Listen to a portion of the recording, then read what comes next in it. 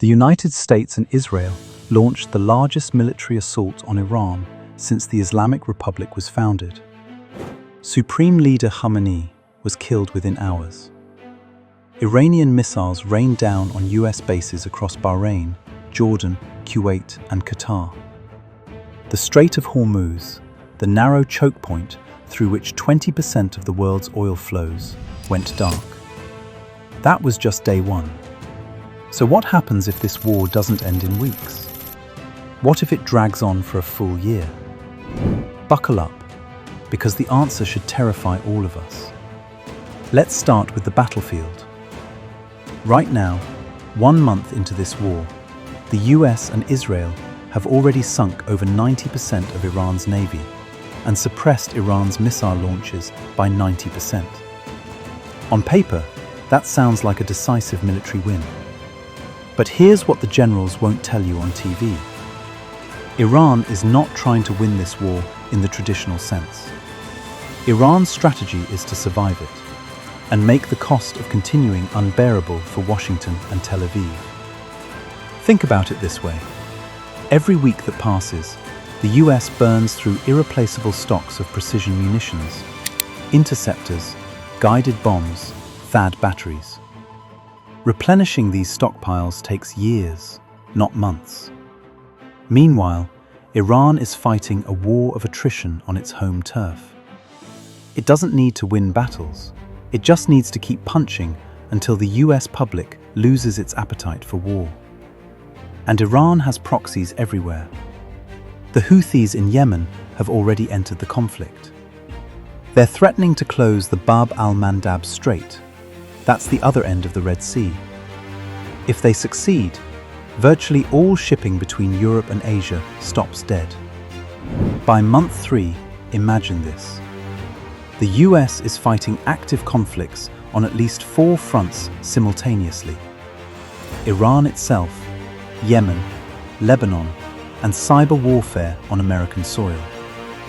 The IRGC has already threatened 17 major American tech companies: Apple, Microsoft, Google, Meta, Tesla, Boeing, warning that they are targets. Now let's talk about your wallet. Because this war isn't just geopolitics, it is a global economic catastrophe in slow motion. Iran has effectively shut the Strait of Hormuz. That means Saudi Arabia, the UAE, Kuwait, and Iraq cannot get their oil to market through the most important shipping lane on Earth. The International Energy Agency has already released 400 million barrels from strategic reserves just to stop an immediate price collapse of the global economy. But those reserves have a limit. Oil at $120 a barrel and climbing means inflation everywhere.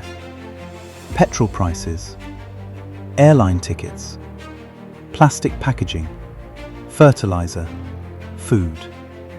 Everything that moves or is made from petroleum goes up. But here's the part that's being underreported: fertilizer.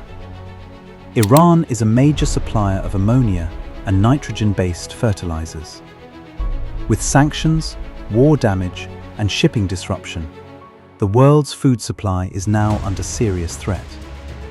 Farmers from England to Nigeria are already warning of shortages. In 6 months to a year, that could mean food price spikes of 30 to 50% in vulnerable countries, particularly across Africa and South Asia. And South Korea, one of the countries least involved in this conflict, is already being called the hardest hit non-combatant nation on Earth because of its dependence on Middle Eastern energy imports. By month 6, the regional map looks completely different. Lebanon is already in a new war. Israel launched a military offensive into southern Lebanon after Hezbollah resumed rocket attacks. Over 1,400 people have been killed, civilians and militants alike. The Gulf states are under direct Iranian attack for the first time in history. Bahrain, Qatar, Kuwait, countries that host US bases, are being hit by Iranian drones and missiles.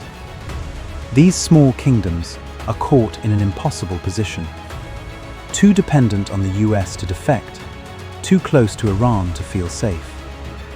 Syria is destabilized again. The Assad regime already fell in 2024. Now, with every regional power distracted and fighting, the power vacuum in Syria deepens. Refugee flows into Turkey and Europe spike. And then there's the nuclear question. Before this war started, Iran had stored highly enriched uranium in underground facilities undamaged by the 2025 strikes. The IAEA was denied inspection access. Nobody knows exactly where that uranium is right now. In a year-long war, with the Iranian state under existential pressure and its leadership decimated, the risk of a desperate nuclear gamble or the loss of control over nuclear material entirely rises from theoretical to dangerously real. That's part 1. 6 months of war, a regional fire, a global economic shock, and the world holding its breath. Stay with me, because part 2 is where it gets even darker.